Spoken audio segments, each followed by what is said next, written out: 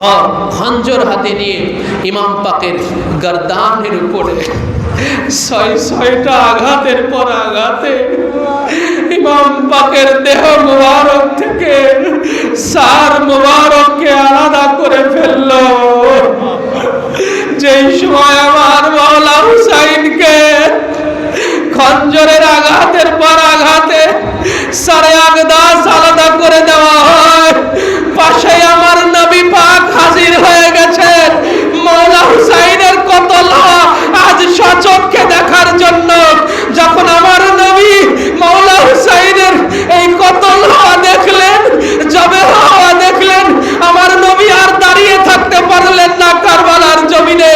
কারবালার জমিনে সাথে সাথে জমিনের উপরে পড়ে আমার নবী গড়াগড়ি খেয়ে কন্দ্রন করতে লাগলেন। যার কারণে আমার নবী যখন কারবালার সেই মরুভূমির মধ্যে গড়াগড়ি খাইতে লাগলেন, মাওলা হুসাইনের কতল হওয়া দেখে আমার নবী আর সহ্য করতে পারে না।